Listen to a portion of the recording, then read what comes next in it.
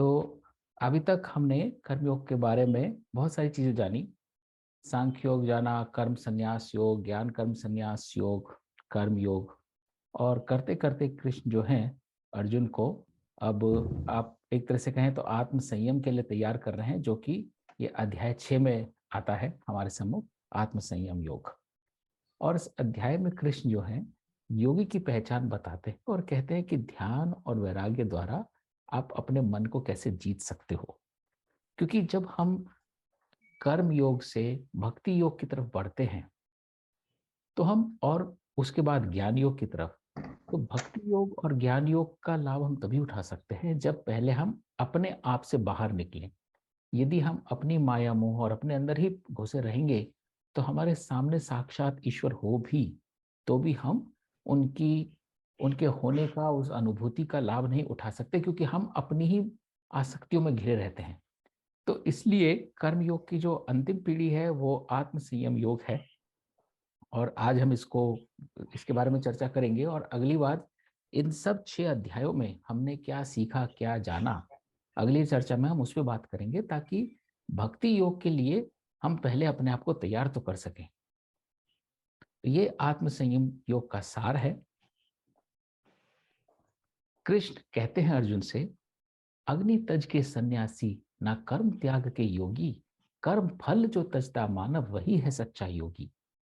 कि अपने अंदर जो आपकी अग्नि जल रही हो उसको ऊपरी आवरण में तज के अंदर तो ज्वाला है आपके अंदर, लेकिन आपने ऊपर से उसको वश में कर रखा है। ऐसे आप सन्यासी नहीं बन सकते, और ना ही आप कर्म त्याग करके योग धारण कर सकते हो। सच्चा योगी वही है जो कर्म के फल को त्यागे। सन्यासी जिसे सब जाने, है संकल्पो त्याग, फल से तुझको दूर हटाना होगा सब अनुराग। कि जिसको तुम सन्यास समझ रहे हो वो असल में कर्म का त्याग नहीं है, वो संकल्पों का त्याग है। और ये अक्सर लोग प्रश्न पूछते हैं कि संकल्पों का त्याग कैसे हो सकता है, संकल्प तो धारण करने चाहिए कि मैं ये करूंगा, मैं वो नहीं करूंगा। लेकिन जो हम अधिकतर संकल्प भी धारण करते हैं, वो संकल्प भी हम किसी न किसी परिणाम को ध्यान में रख के धारण करते हैं। मैं इतना दुगना कमा लूंगा, मैं इससे आधा परिणाम किसी चीज का दूंगा। और सारी जो प्रक्रिया है वो परिणाम से ही संबंधित है। तो इसलिए हमें अपने आसपास आसक्ति और अनुराग को हटाकर फल की तरफ से ध्यान हटा के कर्म में ध्यान लगाना है। कर्म करना है और कर्ता की तरह करना है और अकर्ता की तरह करना है।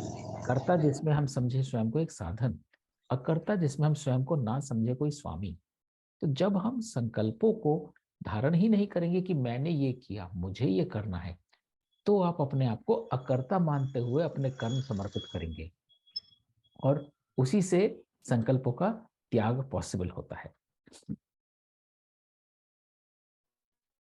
योगी रूप की इच्छा हो तो कर्म करो निष्काम, संकल्पों को हरो, फल लहरों को विश्राम।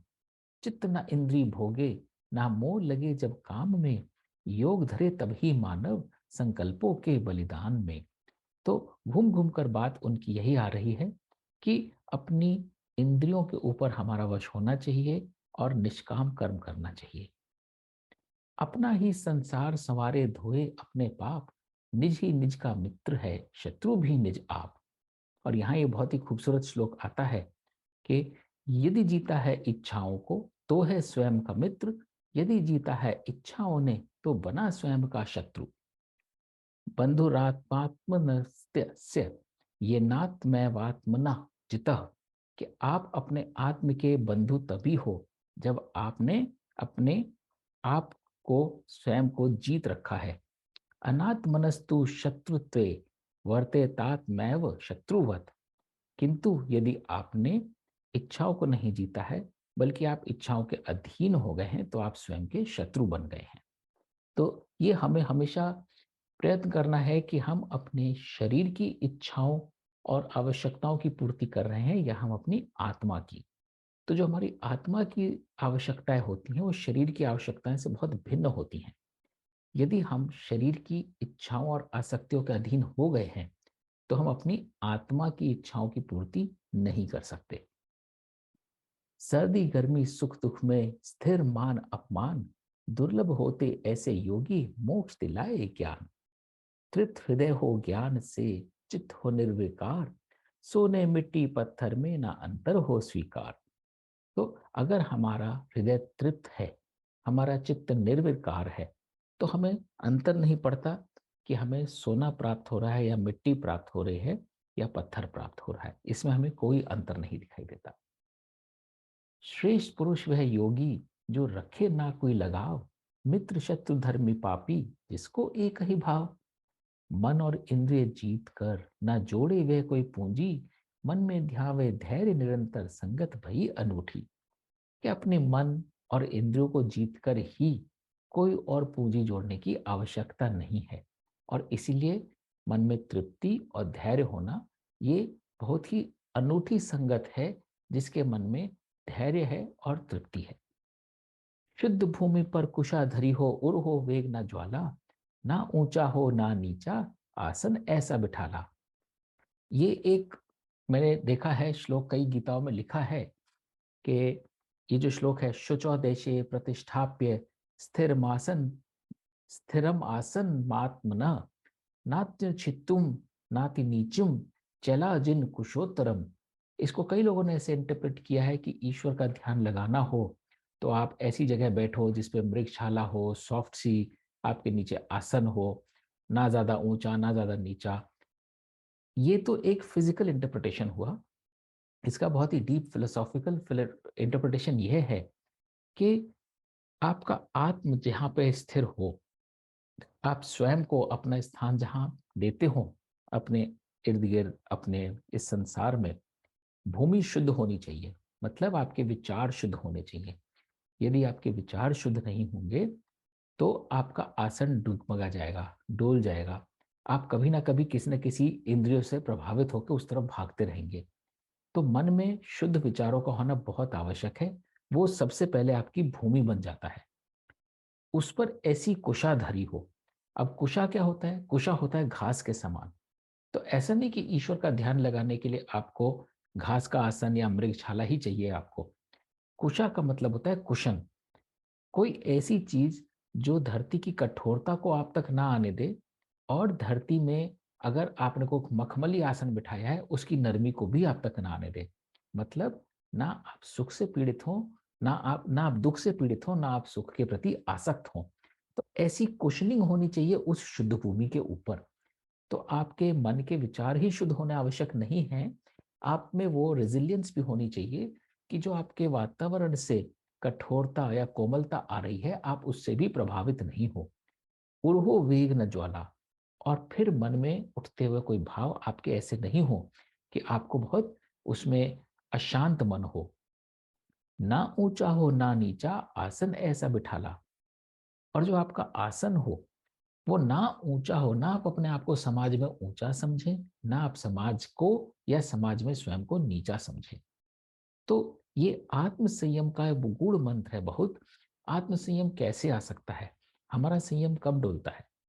हम संयम या धैर्य तब खोते हैं जब हम किसी चीज के प्रति आसक्त हो जाते हैं। अरे उसने इतना बड़ा मकान बना लिया, उसने तो लेटेस्ट आईफोन ले लिया या गाड़ी ले ली। तो कहीं ना कहीं हमारा मन भटक रहा होता है इन चीजों से। जबकि यदि हमारे अंदर धैर्य है, हमारे विचार शुद्ध हैं, और बाहर के सुख और दुख के प्रति एक बीच में इंसुलेशन है, तो हमारे मन में उस तरह के विचार नहीं भटकेंगे। आत्म संयम अपने आप हम उसका अभ्यास करना सीख जाएंगे और हम एक तरह से आत्म संयम की अवस्था में ही रहेंगे। तो ये बहुत ही खूबसूरत श्लोक है जो ध्यान रखने लायक है आत्म संयम के लिए। शुद्ध भूमि पर कुशाधरी हो, उर हो वेग न ज्वाला, ना ऊंचा हो ना नीचा, आसन ऐसा बिठाला। मनमोहन को वश में करके ऐसे आसन बैठ, परम ध्यान में लीन भया तभी मिले अद्वैत। उसके बाद आगे बोलते हैं कृष्ण, काया शीश कंठ स्थिर हो, निर्मोही वो भाव धरे, नहीं दिशाएं देख कही, वृद्ध भ्रिकुटी ध्यान धरे। और यह भी बहुत खूबसूरत श्लोक है। इसमें भी जैसे बोले हैं कृष्ण, समम काया शीरो ग्रीवम, धारयन्न चलमम स्थिरम, संप्रेक्ष्यम नासिकाग्रम, स्वम दिशश्च चानलवकुत अवलोकयन।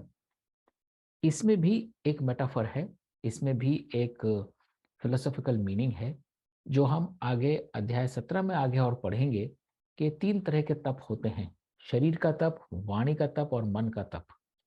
तो यहाँ पे भी यही है कि काया शीश कंठ स्थिर हो। हम काया से कोई ऐसा कर्म ना करें, हम शीश से मतलब जो हमारा मस्तिष्क है, जो हमारे मन में विचार है, उनसे कोई ऐसा कर्म ना करें, और कंठ से हमारी वाणी ऐसी हो कि हम वाणी से कोई ऐसा कर्म ना करें जो अस्थिरता का प्रतीक हो। निर्मोही वो भाव धरे, और इसलिए हमें कहीं मोह नहीं हो। नहीं दिशाएं देख कहीं मध्य भ्रिकुटी ध्यान धरे। इसका अर्थ भी यही है कि इधर उधर ना भटके हमारा ध्यान। ऐसा नहीं कि कभी इस दिशा में भटक रहा है, कभी उस दिशा में भटक रहा है। मध्य भ्रिकुटी ध्यान धरे, दोनों नजरों के सामने बीच अपना फोकस डाल के जो कार्य करना है उस कार्य में पूरी तरह संलग्न होकर यदि हम काया शीश और कंठ इनका तप ग्रहण करते हैं, तभी हम निर्मोही बने रह सकते हैं। अभी थोड़ी देर पहले बैकग्राउंड में से कुछ नॉइज आ रही थी, इसलिए मैंने म्यूट ऑप्शन कर दिया था। यदि किसी को कुछ बोलना हो तो वो आपको अनम्यूट करके बीच में बोल सकते हैं। शांत हृदय का निर्भर और बरती जो ब्रह्मचारी, भजता मुझको अंतर्मन हो योगी व्यवहारी। मन को वश में कर ले जो बुद्धि जिसकी शांत, वही मोक्ष का धारी है, चिर मुले उसे एकांत। कि जिसमें हृदय शांत हो, जिसमें कोई भय नहीं हो। ब्रह्मचारी का अर्थ सिर्फ ऐसा नहीं कि हमें अपने ऊपर संयम रखना है। ब्रह्मचारी मतलब हम इस ब्रह्म के साथ, इस यूनिवर्स के साथ हमारा आचरण हो, उससे अलाइंड हो। जैसा यूनिवर्स हमें चाहता है, जिसके लिए हम उसका पार्ट बन के यहाँ पर हैं, हम उससे अलाइन होके प्रकृति स्वरूप हमारा आचरण हो। और ऐसा करके जब हम अपनी बुद्धि को शांत करते हैं, मन को वश में करते हैं, तभी हम मोक्ष के पात्र बनते हैं। हे अर्जुन, जो अधिक न बरते और न खाए भोजन, अधिक न सोवे अधिक न जागे, योग करे ये धारण। कितनी साधारण सी बात बताई है। और आगे मेरे को इस बात पे आश्चर्य होता है, विस्मित होता हूं मैं कि युद्ध के बीच, दोनों सेनाओं के बीच ज्ञान तो दे ही रहे हैं कृष्ण, ऐसी सिंपल सिंपल बातें भी बता रहे हैं रोजमर्रा के जीवन की, कि जो अधिक ना बढ़ते और ना खाए भोजन, कि ज्यादा भोजन भी ना खाए और ज्यादा अपने आप को भूखा भी ना रखे, अधिक सोए भी ना, अधिक जागे भी ना।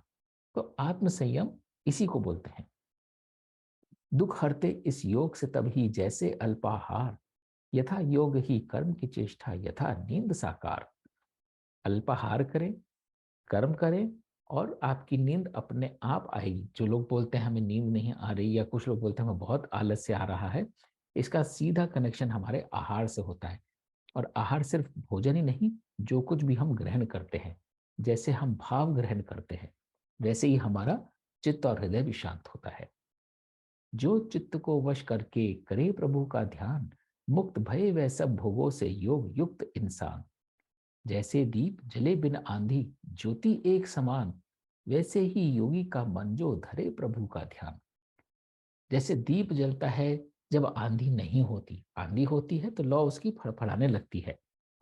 इसी तरह हमारे मन में अगर हम आंधी चलाएंगे, तो हमारा मन जो है, हमारे अंदर का जो प्रकाश जो है, वह भी फड़फड़ाने लगेगा, वह भी हमें एक समान प्रकाशित नहीं कर पाएगा।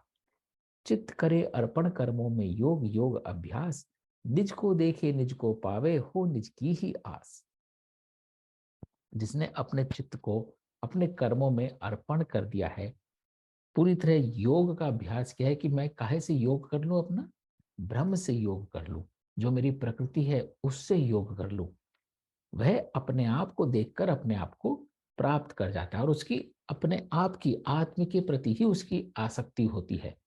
तो उसकी आस यह नहीं होती कि कल को मैं ये बन जाऊं, मेरे शरीर को ये ऐसा सुख प्राप्त हो। उसको यह आसक्ति होती है कि मैं स्वयं क्या प्राप्त कर जाऊं, मैं आत्म रूपी में, और इस आत्म को क्या प्राप्त हो। सुख जो मन के अंदर से फलता फूलता जाए, दुख कोई फिर जीवन का कैसे उसे सताए। लाभ प्राप्त कर अंतर मन, ना लाभ कोई ललचाए, कष्ट कोई ना ऐसा योग जो लाभ घटित कर जाए। तो जब आप अंतर मन में शांति प्राप्त कर लेते हैं, जब किसी लाभ से आपको कोई लालच नहीं आ सकता, तो कोई भी संसार का ऐसा कष्ट नहीं है जो आपका यह सुख आपसे छीन सके। दुख का दुख हो जिसमें वह परम योग कहलावे। एक चित्त हो मानव जिसमें रोज निखरता जावे। ये भी बहुत खूबसूरत बात है। दुख का दुख हो जिसमें।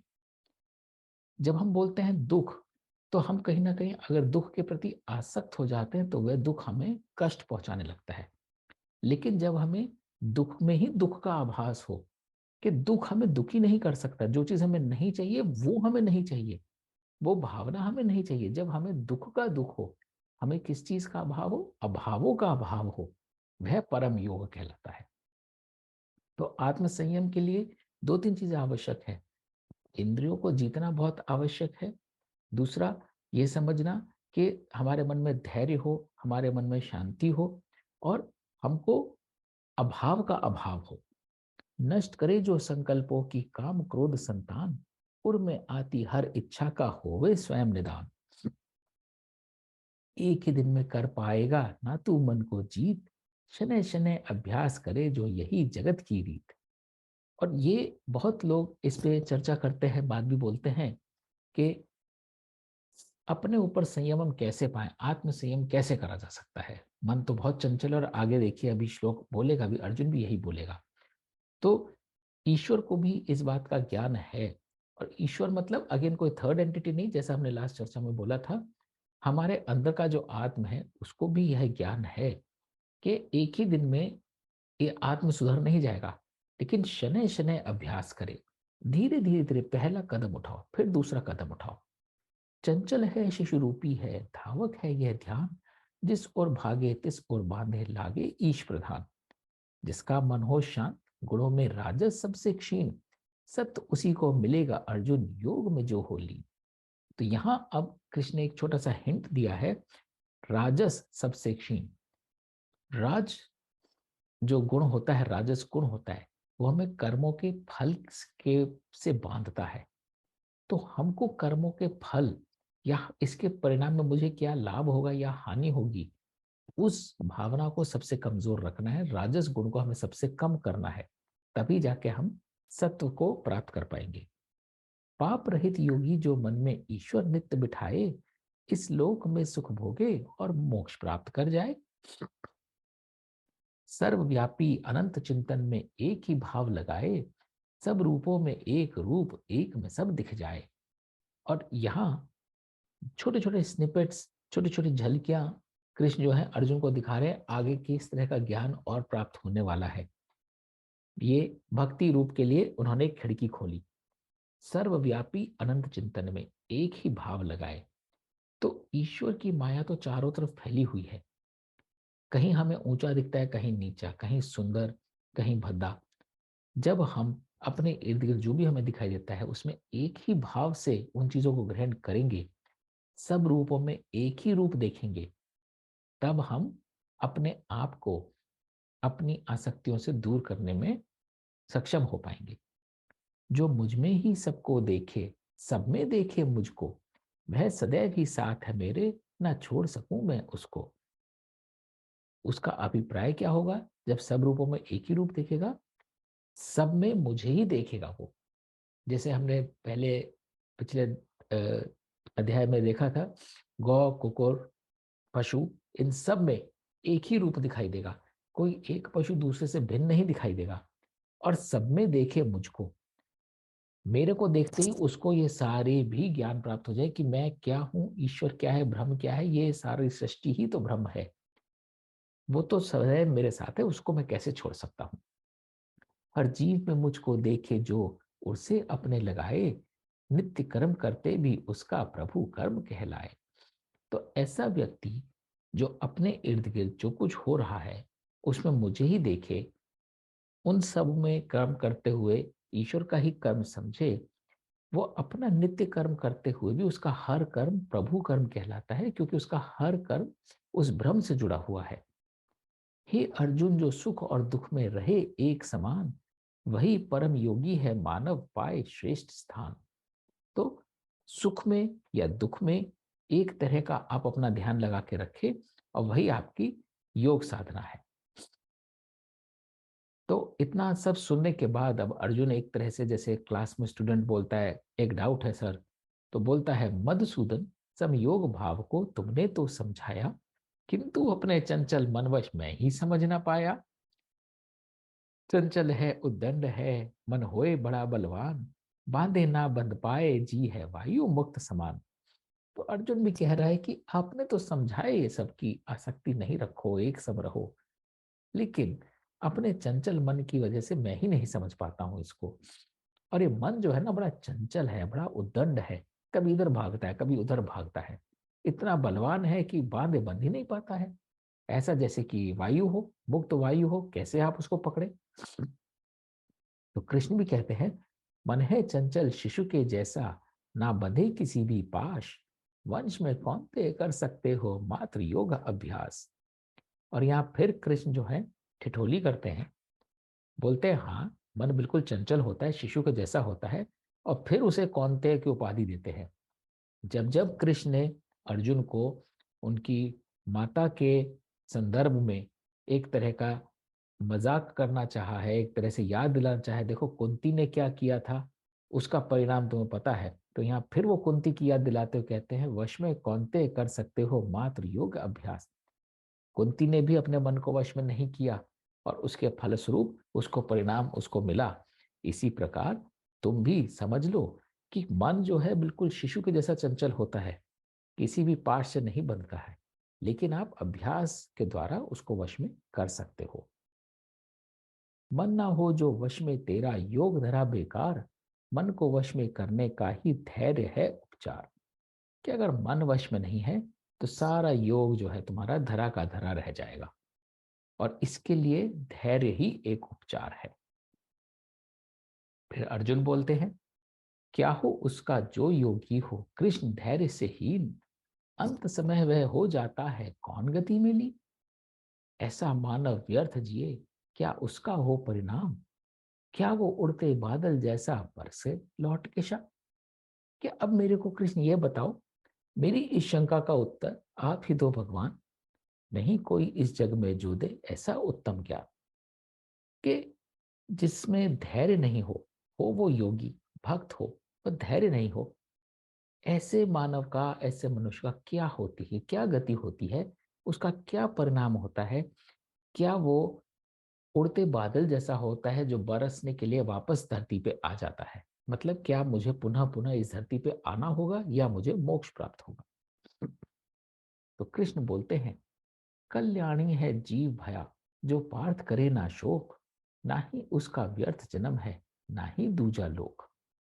तो जो मनुष्य शोक नहीं रखता, दुख नहीं रखता, वह कल्याणी है, और उसका जन्म व्यर्थ नहीं जाता, ना ही उसका परलोक व्यर्थ जाता है। ऐसा योगी स्वर्ग पधारे, भोगे सुख चिरकाल, पुनः जन्म ले हरि इच्छा से करे लोक कल्याण। कोक फूलता ज्ञानी की वह लेकर जन्म द्वार, ज्ञान योग सिद्धि के द्वारा दुर्लभ दरे विचार। तो जिसमें धैर्य है, जो सुख और दुख से अपने आप को नहीं बांधता, वह पुनर्जन्म में भी एक ज्ञानी की कोख में फलता फूलता है और वापस ऐसे वातावरण में पहुंचता है जिसमें अपने ज्ञान योग की सिद्धि द्वारा दुर्लभ विचार रखता हुआ पुनः अपने जन कल्याण की तरफ अपने जीवन को समर्पित करता है। पूर्व जन्म की सिद्धि कुरवर दे उत्तम स्थान, पुनः प्रयत्न करे वह योगी नियति के विधान। तो जब जब हम ये देखें कि अगर हमारा कुछ इम्बैलेंस हो रहा है, संतुलन बिगड़ रहा है, हमारे आसपास के वातावरण से, ब्रह्म से, हमारी प्रकृति से, तो हमें यह ध्यान करना चाहिए कि बहुत सारी चीजें हमारी पूर्व जन्म की सिद्धि, उसकी विरासत है, और उसका परिणाम यह है कि हम ऐसी एनर्जीज को अट्रैक्ट करते हैं, ऐसे इवेंट्स, ऐसी सिचुएशंस को अट्रैक्ट करते हैं जो हम समझते हैं हमारे लिए लाभप्रदायी नहीं है। लेकिन हम अपने प्रयत्नों के द्वारा, अपनी उस सिद्धि के द्वारा, हम नियति के विधान को फॉलो करते हुए उन भावों से स्वयं को मुक्त कर सकते हैं, ताकि आने वाले अस्तित्व और जीवन में हम अपने आप को एक सम बना सकें। योग भ्रष्ट होकर भी उसका पूर्व जन्म का लेखा, खिंच जाता वह और हरि के भाग्य की ऐसी रेखा। कि अगर आपने पूर्व जन्मों में सिद्धि के साथ जीवन जिया है, इस जन्म में अगर आपको कहीं पे शंका भी हो रही है, आपका धैर्य भी डगमगा रहा है, तो भी उसके पूर्व जन्म के जो संस्कार हैं, वो उसको ईश्वर से जोड़ेंगे, वो उसको प्रकृति से जोड़ेंगे। ऐसा ही भाग्य का विधान है। जन्म जन्मों योग करे जो और हरि को चाहे, जिसका मन हो उसके वर्ष में मोह शीघ्र ही पावे। योगी बड़ा तपस्वियों से, ज्ञानियों से उत्तम योगी। योगी बड़ा कर्मधारकों से, तू भी बन एक योगी। कि जो योग है ना, जिसको हम ये सारा कर्म योग बोल रहे हैं, ये तपस्वियों और ज्ञानियों से भी बड़ा सिद्ध है। जब आप ज्ञान प्राप्त कर लेते हैं, अभ्यास के द्वारा अपने आप को तपस्वी भी बना लेते हैं, उससे भी ज्यादा सिद्ध होता है योग। योग मतलब इंटीग्रेशन। जब आप अपने आप को ब्रह्म से इंटीग्रेट करते हैं। योगी में भी मुझको माने, चित्त से मेरा ध्यान धरे। परम प्रिय वह मानव, मुझको स्वयं अपना कल्याण करे। तो लास्ट बार जब रवि एक प्रश्न पूछ रहे थे कि हम कई बार कुछ करना चाहते हैं लेकिन परिणाम उल्टा पड़ जाता है, या फिर प्रमोद जी पूछ रहे थे कि अच्छा और बुरा क्या होता है, तो इसका प्रत्यक्ष को प्रमाण जिसे बोलते हैं, यह कृष्ण ने खुद ही बोला कि योगी में भी मुझको माने, चित्त से मेरा ध्यान धरे। परम प्रिय वह मानव, मुझको निज अपना कल्याण करे। तो मानव जो अपना कल्याण या अकल्याण करता है, वह स्वयं ही करता है, कोई थर्ड एंटिटी नहीं है। जितना अपने आप को मुझ में लगाएगा, अपने आसपास के वातावरण में एक सम रहेगा, उतना वो अपने कर्मों के प्रति ज्यादा सत्यवान निष्ठावान होता जाएगा, और इस प्रकार मनुष्य जो है अपना ही कल्याण कर पाएगा। तो ये यहाँ पे आत्म संयम योग का समाप्त होता है। इसके 3 जो स्मरणीय प्रसंग हैं, वो एक यही कि यदि जीता है इच्छाओं को तो है स्वयं का मित्र, यदि जीता है इच्छाओं ने तो बने स्वयं का शत्रु। और दूसरा वही कि शुद्ध भूमि पर कुशाधारी हो, ऐसा आसन बिठाला, ना ऊंचा ना नीचा, जग में एक संभाला। कि आप अपने आसपास अपनी भूमि को शुद्ध रखें, अपने मन में रेजिलियंस रखें, और अपने स्थान को, जो आपका प्रकृति में स्थान है, उसे ना ऊंचा समझे ना दूसरों को नीचा समझें। और फिर तीसरा कि अपना एक सम रहकर अपना ध्यान स्थिर करके किसी दिशा में ना भटके। यदि आप अपने आप को एक समाग रख सकते हैं तो उस तरह से आप अभ्यास करके आत्म संयम प्राप्त कर सकते हैं। तो ये था आत्म संयम योग, जिसमें कर्म योग की इसमें कल्मिनेशन हुआ है। एक तरह से कर्म योग यहाँ समाप्त होता है। तो इस पे हम चर्चा कर सकते हैं आत्म संयम योग के ऊपर। और अगला सेशन जो होगा अगले रविवार को, उसमें हम अध्याय 1 से 6 में जो मेजर कॉन्सेप्ट सारे हुए हैं, उनको रिविजिट करते हुए क्या क्या हम समझे हैं, क्या क्या हमने ग्रहण किया है, क्या हमें आसान लगता है, क्या हमें कठिन लगता है, उन पे एक बार रिफ्लेक्शन करते हुए फिर उससे अगले रविवार को हम शुरू करेंगे भक्ति योग। आप लोग सब म्यूट पे हैं, अपना आप लोग कैमरा ऑन कर सकते हैं और अनम्यूट करके बोल सकते हैं।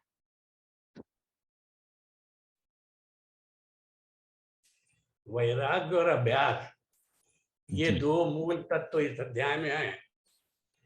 अटैचमेंट आदमी का कितना उसको प्रेरित इस बात के लिए करता है कि वो कर्म ठीक करे या गलत करे, और अगर उसको ठीक करना ही है तो अभ्यास करना जरूरी है। ठीक है, वैराग और अभ्यास, इन दोनों के माध्यम से ही मनुष्य अपने कर्मों का, अपने मन का एक कंट्रोल कर सकता है और अपने जीवन को सफल बना सकता है।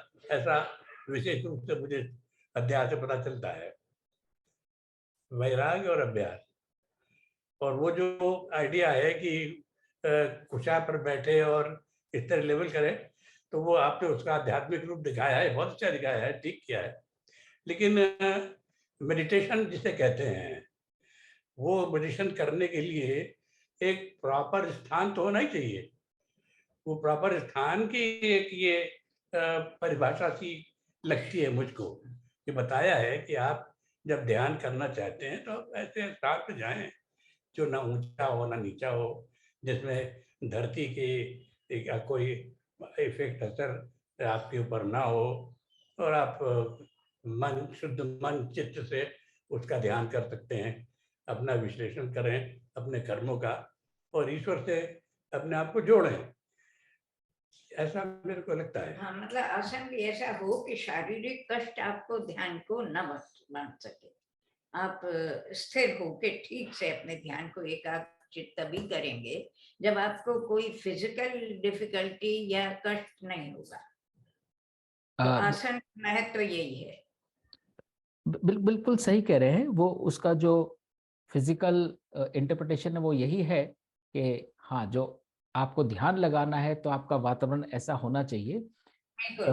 और उसमें एक डायमेंशन ये और ऐड हो जाती है कि अगर वातावरण ऐसा नहीं है, अगर कहीं शोर हो रहा है या कोई ऊंचा नीचा है, तो भी ऐसा नहीं कि वो आपके लिए कारण बन जाए कि आप मेरा ईश्वर का या अपना ध्यान नहीं एकाग्र कर सकते।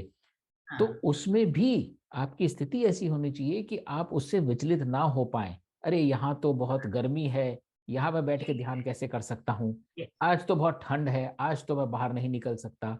तो वो उसकी एडिशनल डायमेंशन है कि हाँ, अपने आप को स्वयं को कष्ट देकर ध्यान नहीं ही कर पाएंगे अगर आपका ध्यान भटकता रहेगा, कुछ चुभता रहेगा तो।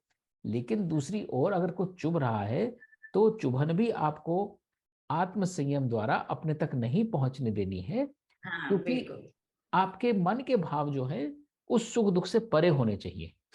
बिल्कुल, तभी ध्यान लगेगा। ध्यान का मतलब ही ये है कि बाहर जो इधर उधर की चीजें हैं उसमें ध्यान नहीं है, एक जगह केंद्रित है।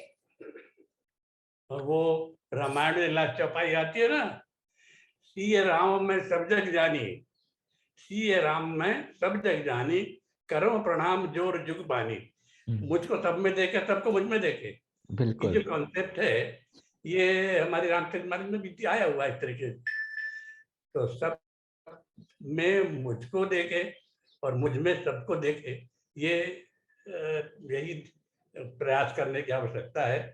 तो उसमें एक आपस में परस्पर स्नेह प्रेम और द्वेष की बात नहीं बढ़ेगी, तभी आचरण की भी बात है इसमें।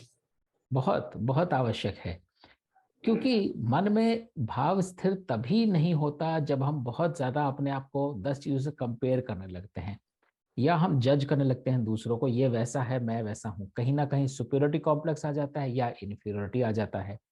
तो जब हम ईश्वर को सब में देखेंगे तो हमको कहीं भेदभाव का कारण नजर आएगा ही नहीं, भेद रहेगा ही नहीं, भेद रहेगा ही नहीं कि भाई वो कैसा है या मैं कैसा हूं। सब ईश्वर के रूप में, कहेंगे सब अपनी प्रकृति से। और इसमें मैं एक चीज रिफ्लेक्ट करना चाहूंगा, अक्सर हम अपने परिवार में अपने काम के संदर्भ में भी संबंधों में देखते हैं कोई आदमी कैसा, हम बड़े जल्दी जज करने लग जाते हैं वो ऐसा है। अगर हम ये समझें वो ऐसा क्यों है, वो एक लेगेसी लेता आ रहा है, वो शायद वो आदमी अपने वातावरण में अपना प्रयत्न कर रहा हो उसकी जो कमजोरियां उससे निकलने का भी, तो वो उसका रिफ्लेक्शन है। आपको उसे at a point in time नहीं देख के जज करना है कि आज वो कैसा है। आपको यह देखना है यह व्यक्ति किन परिस्थितियों से होकर निकला हो सकता है जिसकी वजह से उसका आचरण ऐसा है। तो हमें व्यक्ति और उसके आचरण को भिन्न रखना है। व्यक्ति का आचरण ऊंचा नीचा खराब हो सकता है, उससे वे व्यक्ति खराब या ऊंचा नीचा नहीं होता। तो ये बहुत आवश्यक है अभ्यास के लिए, आत्म संयम के लिए, कि हम हर चीज में ईश्वर का रूप देखें। अगर कोई चीज अप्रिय लग रही है उसका भी एक कारण होता है और वो हमें अप्रिय लग रही है, आवश्यक नहीं कि वह वस्तु अप्रिय हो। बात। प्रमोद जी कुछ बोलना चाहेंगे?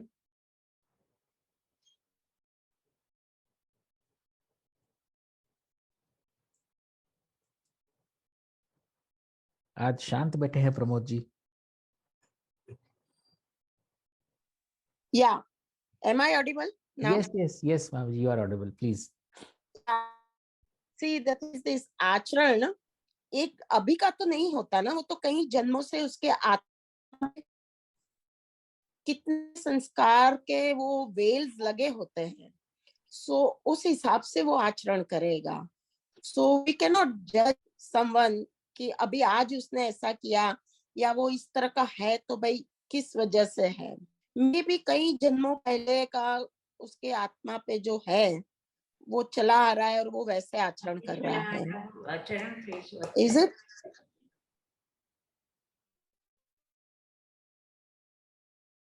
आपकी आवाज थोड़ी सी कट रही थी, तो लास्ट का प्रश्न क्या पूछ रहे हैं आप? इज इट, वो नहीं सुन पाया उसके बाद में।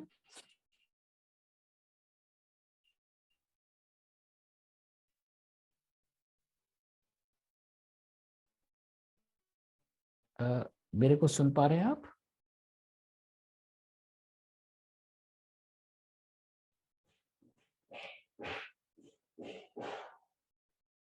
मामी जी, आप सुन पा रहे हैं?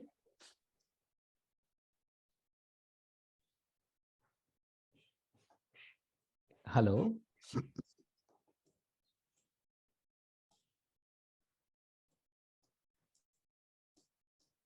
मेरी आवाज आ रही है सबको? हमें आवाज आ रही है। हमें तो आ रही है। हाँ, तो वो हो सकता है उनका इंटरनेट अनस्टेबल हो गया तो। उन्हें शायद नहीं आ रही। हाँ, अच्छा, नाउ आई कैन हियर। अच्छा, हाँ आप सुन बताइए। सकते हैं? हाँ, सुन सकते हैं। आप लास्ट में कुछ प्रश्न पूछ रही थी, इज इट करके, उसको रिपीट करेंगी प्लीज? या तो वही है ना कि जो आज इंसान कुछ कर रहा है, नॉट नेसेसरीली कि अभी जिस माहौल में वो है उस हिसाब से कर रहा है।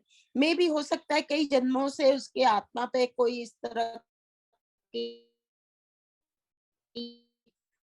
वो चली आ रही हो और उस हिसाब से उसका बिहेवियर हो, उसका लाइफस्टाइल या थिंक। Is it possible? बिल्कुल, not just is it possible, that is the reason. जो पहले अध्याय में ओके। सांख्य योग में भी कृष्ण ने बोला कि मैं तो नहीं था, तू नहीं था, कोई ऐसा काल नहीं था, कोई ऐसा समय नहीं था जब मैं, तुम या ये लोग नहीं थे, और कल भी नहीं होंगे, तो वो भी व्यर्थ है ये सवाल। तो दो बातें हैं। पहला, हाँ। ऐसा कोई टाइम नहीं होता जब हम में से कोई भी होता नहीं है। दूसरा, जिस जिस युग में जैसे जैसे हम होते हैं और उसमें जैसे जैसे भाव हम रखते हैं, वो भाव सारे जो हैं एक्यूमुलेट हुए चले जाते हैं। तो आज हम किसी भी चीज को कैसे एग्जैक्टली। रिस्पॉन्ड करते हैं, वो उन सब का परिणाम है कि पिछले सब अस्तित्व में हमने कैसे रिस्पॉन्ड किया और कितना अभ्यास किया। तो while opening balance is important, कि हम जब शुरू हुआ था तो हमारा क्या ओपनिंग बैलेंस था, जीवन में हमने कितना अभ्यास किया और हम कहाँ पहुंचे, वो क्लोजिंग बैलेंस उतना ही जरूरी हो जाता है। और ये फिर हम अक्षर ब्रह्म योग में देखेंगे किस तरह वो बताते हैं कि कृष्ण पक्ष, शुक्ल पक्ष, आपकी अवस्था कैसी होती है, आपके भाव कैसे होते हैं, वो डिटरमिन करता है कि आपके आगे की सदगति कैसी होगी या किस योनि को आप प्राप्त होंगे। और योनि का अर्थ वही भाव से होता है। योनि कोई पशु पक्षी नहीं होता। मनुष्य योनि में भी अगर हमारे भाव निम्न स्तर के हैं तो हमारी योनि गिर जाती है, हम बहुत ही क्षीण योनि को प्राप्त हो जाते हैं, मनुष्य योनि फिजिकली होते हुए भी। और इसीलिए हमें दिखाई देता है वो मनुष्य जो है ज्यादा तामसिक रूप धारण कर लेता है, हिंसा, क्रोध, कामी, इन सब चीजों के अधीन हो जाता है। तो डेफिनेटली जो पहले से चले आ रहे हैं वो तो है, लेकिन हर मनुष्य को, हम अध्याय 13 में सीखेंगे क्षेत्र क्षेत्र ज्ञान में, वो पौरुष सबको उतना मिला होता है। प्रकृति एक चीज है, लेकिन पौरुष मिला होता है जिससे हम अपनी प्रकृति को ट्वीक कर सकते हैं। तो यहाँ पे भी जो कह रहे हैं कि मन चंचल होता है, उद्दंड होता है, इधर भटकता है, लेकिन अभ्यास के द्वारा आप आत्म संयम ला सकते हो। अपने जो रिफ्लेक्सेस हैं, संयम इसीलिए चाहिए होता है कि आपका एक रिफ्लेक्स होता है, किस चीज पे लालच आ जाना, गुस्सा आ जाना, किस चीज पे कुछ तरह से रिएक्ट करना, आप अभ्यास के द्वारा उस रिफ्लेक्स को कंट्रोल कर सकते हो। तो ये एक चीज जो होती है वो हमारे साथ हमेशा रहती है, जिससे हम जहां से शुरू हुए थे वहां से अपनी दिशा भी बदल सकते हैं, जिस ओर जाना है उस ओर जाने के लिए। Okay. So this lower tendencies अभ्यास से हम उससे मतलब मुक्त हो सकते हैं। बिल्कुल हो सकते हैं, बिल्कुल हो सकते हैं। और उसके लिए जो टूल्स हैं, ज्ञान सबसे बड़ा टूल है। और जो हम गीता पढ़ रहे हैं, गीता तो इटसेल्फ एक बहुत बड़ा सोर्स है ज्ञान का। अब हम अगले सप्ताह चर्चा करेंगे कर्म योग में हमने क्या क्या ज्ञान के नगेट्स प्राप्त किए। और जब हम रिफ्लेक्ट करेंगे तो हमें लगेगा अरे हाँ, इन चीजों पर हमारा ध्यान गया ही नहीं, क्योंकि किसी ने इस तरह से हमें नहीं समझाया कि जीवन में इस तरह से कर्म करना चाहिए। हम कंडीशन होके वैसे कर्म करने लगते, जैसे देखते हैं कोई पूजा करने लगता है, कोई भोजन करने लगता है, कोई उस तरह के कपड़े धारण करने लगता है। हाँ तो हाँ हम कभी स्वयं की तरफ चर्चा में ध्यान लगाते ही नहीं है कि हमें क्या करना चाहिए, हमारे कपड़े कैसे होना चाहिए, हमारा भोजन कैसा होना चाहिए, हमारा एज इन मेरा खुद का। तो जब हम उस तरफ ध्यान लगाएंगे तो हम देखेंगे कि हम कितना आचरण दुनिया को देख के या दुनिया के बताए रास्ते की वजह से कर रहे हैं, और कितना जो मैं हूं उस मैं में अलाइन करके कर रहे हैं। तो ये जब हम ये रिफ्लेक्ट करेंगे तो एक ज्ञान की बहुत बड़ी पूंजी होती है। तो वो ज्ञान हमें हेल्प करता है हमारा आचरण इंप्रूव करने में। तो जैसे ही हम रिवाइज करेंगे और चेक बॉक्स लगाएंगे ना कि हाँ, कर्म योग के अनुसार हमें ये 6 चीजें हमने सीखी, अब उनको अमल में लाने का प्रयत्न करेंगे अपने जीवन में, तो आसक्ति अपने आप थोड़ी जाएगी, ओके थोड़ा सा भय जाएगा, थोड़ा सा क्रोध जाएगा, थोड़ा सा लालच जाएगा। जब ये चीजें हमारे पास नहीं होंगी तो हमारे पास वो फ्रीडम आएगी जिसमें हम खुद अपना चुनाव कर सकेंगे अपने कर्मों का।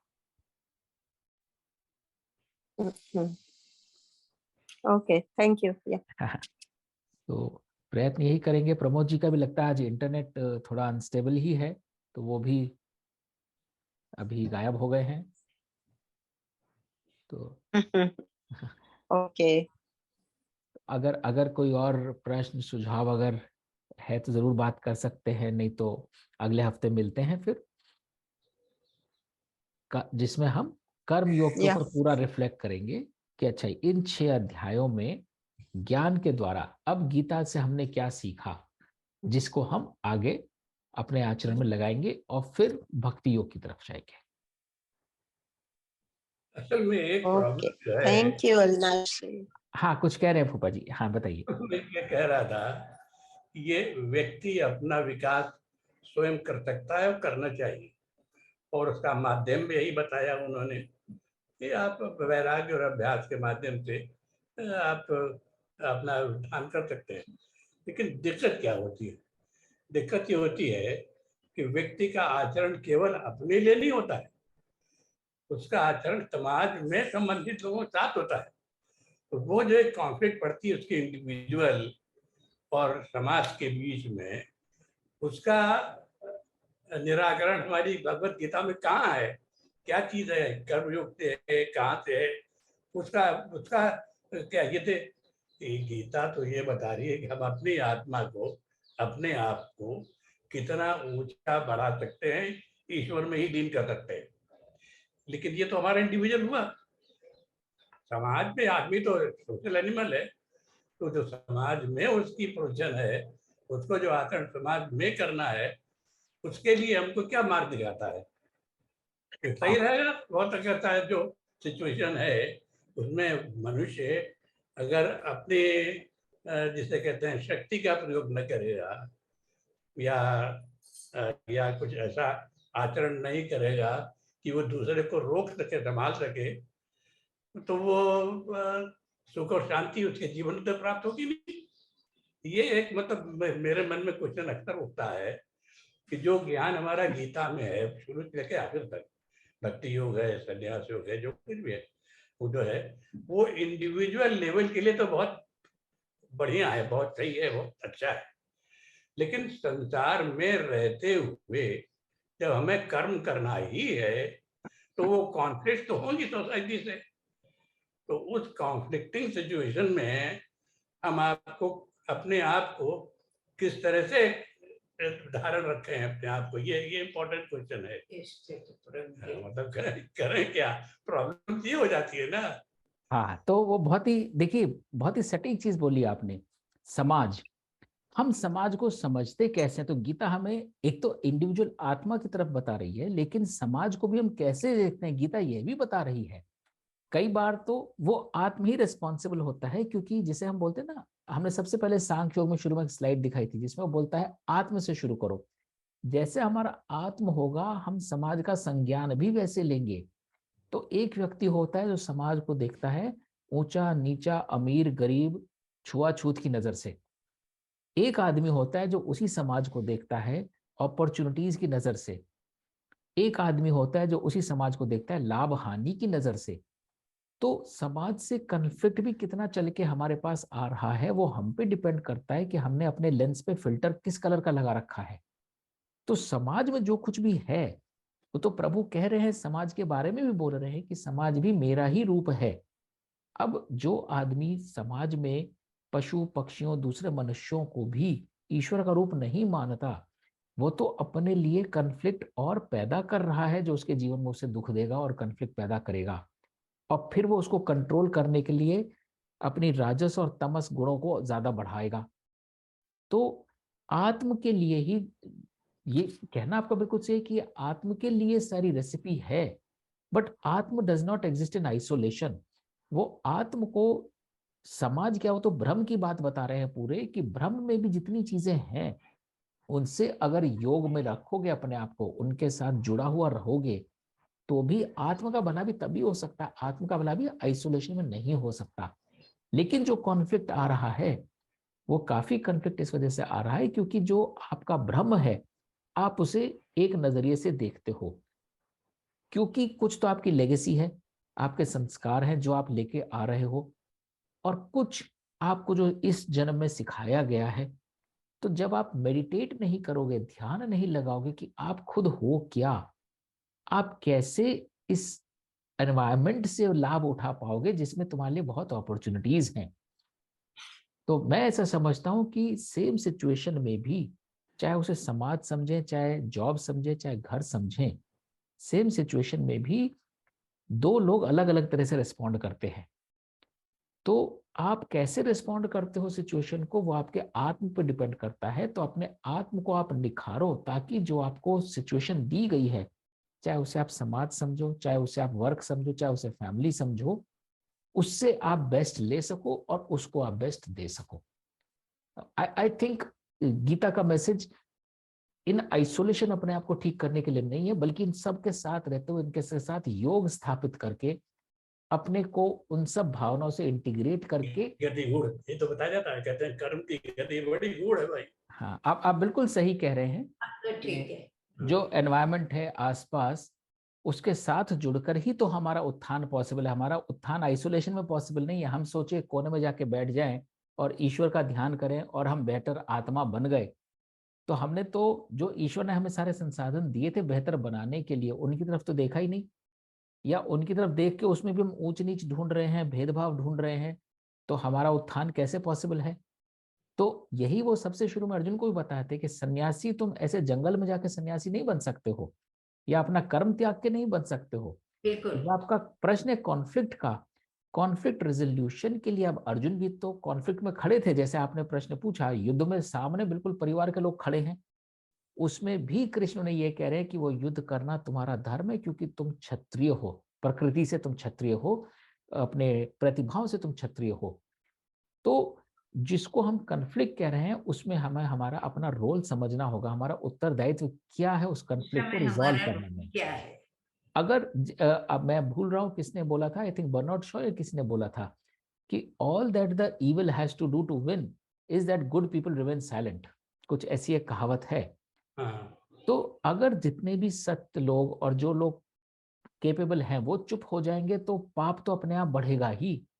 तो कॉन्फ्लिक्ट में भी जरूरी है कि जिनके पास वो प्रतिभा और शक्ति है वो समाज का कल्याण करें आगे बढ़कर, पुरान जो अलगाववादी अधर्मी शक्ति हैं, पापी शक्ति, उनका नाश करने में। तो when we say it is about self, it is about self along with others, not in isolation. बिल्कुल। तो वही है।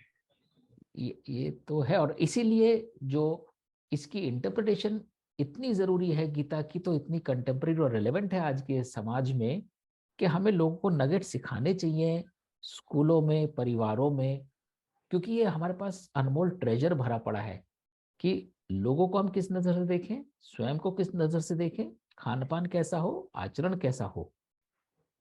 और जब हम घर घर में ये बात पहुंचा पाएंगे कि ये it's for a rules for a simple and peaceful living, it is not any religious propagation.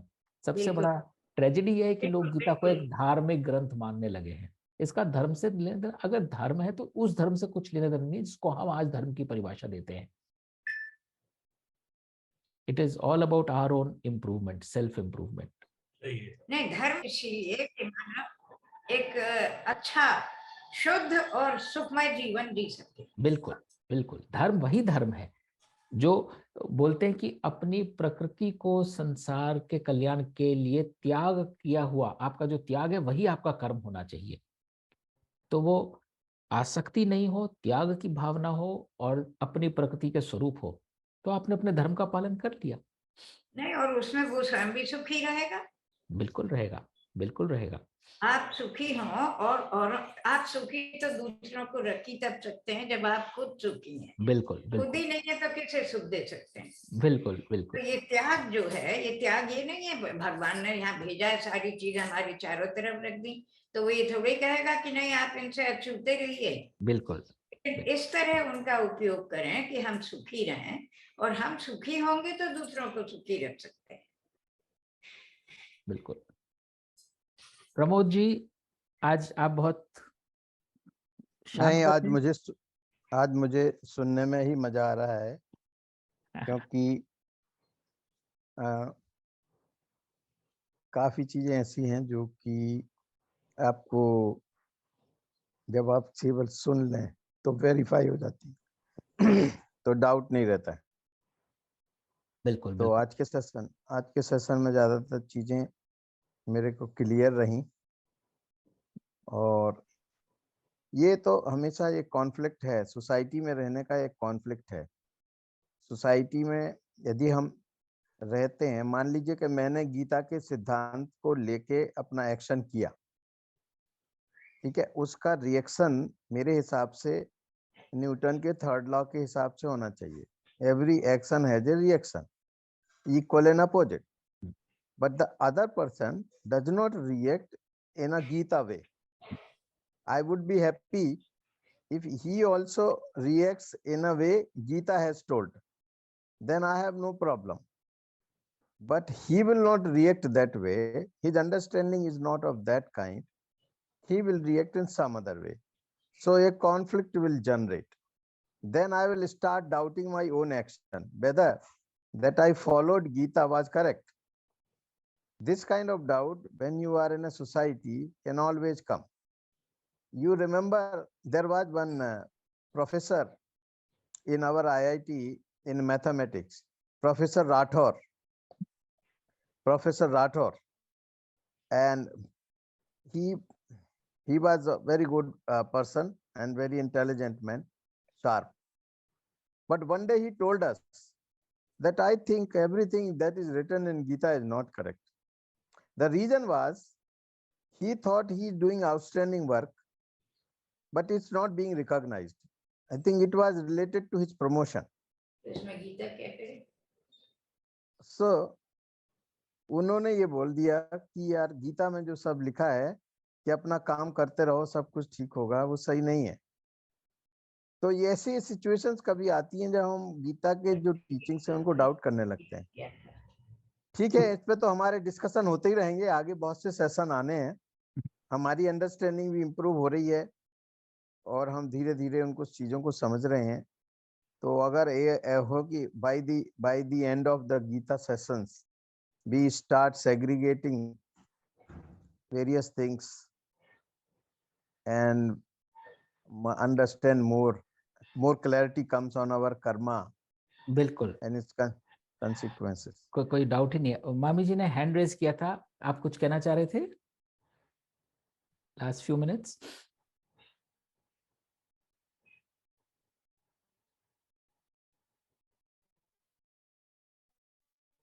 Again हो सकता है इंटरनेट अनस्टेबल और नहीं सुन पा रहे हो। ठीक है, तो अगले रविवार फिर मिलते हैं। आज जुड़ने के लिए बहुत बहुत धन्यवाद।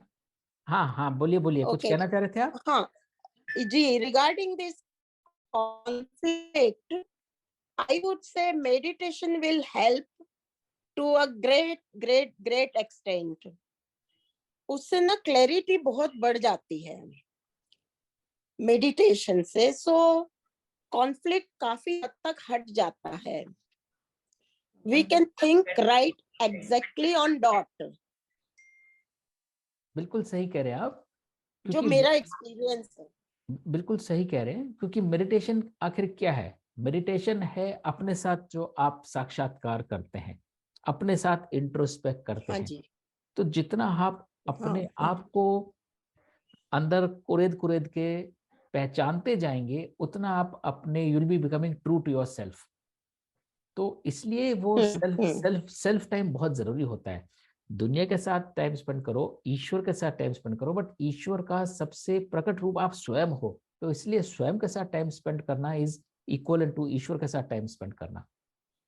तो मेडिटेशन इज नथिंग बट तो सेल्फ उससे ना रिफ्लेक्शन। क्लैरिटी बहुत बढ़ जाती है, बिल्कुल क्लैरिटी बहुत बढ़ जाती है, and we know how to like behave, और जो आचरण जो कैसे होना चाहिए, राइट एंड रॉन्ग, लाइक सही, मतलब पूरा जवाब मिलता है अंदर से बिल्कुल।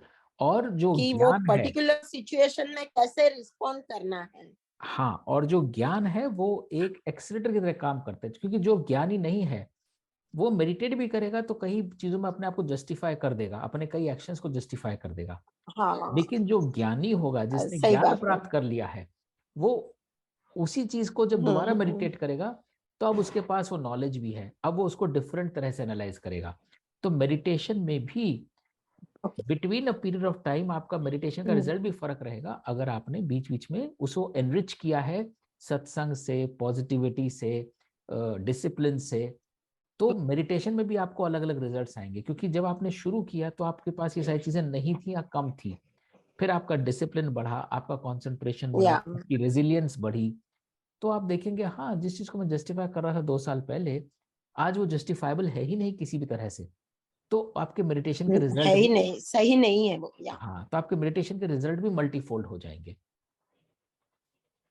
तो बिल्कुल ये तो है, तो सारा ओके।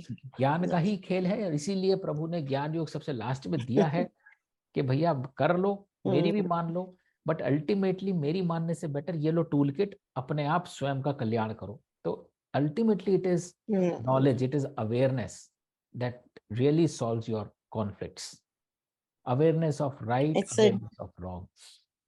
या DIY प्रोग्राम। बिल्कुल, it's a DIY, completely DIY kit है। वो किट दे रखा है, अब या हमने वो किट खोल के देखा ही नहीं, हम उसे कॉम्प्लेक्स समझते हैं या उससे अनजान हैं, और फिर हम बाहर से प्लम्बर बुलाए जा रहे हैं। तो प्लम्बर आई हमारे नो। अंदर ही है और फिर वो प्लम्बर जो या बाहर से आता है वो अपनी शर्तें लगाता है, मैं इतने पैसे लूंगा, मैं इतना ही ठीक आई करूंगा, नो। मैं इतने बजे ही आऊंगा। हाँ, हाँ, फिर हम कहते हैं वो प्लम्बर आई इतने नो, बजे नहीं आया इसलिए हम एंड बीमार डोंट हैं। नो कब तक चलेगा वो कितनी बार आप प्लम्बिंग करोगे?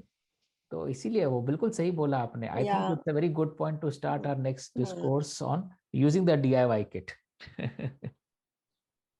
ओके। ठीक ठीक है, है। ओके, ओके जी, थैंक यू नमस्कार, थैंक अविनाश यू, जी। Thank you. ओके, नमस्कार, नमस्कार, थैंक यू।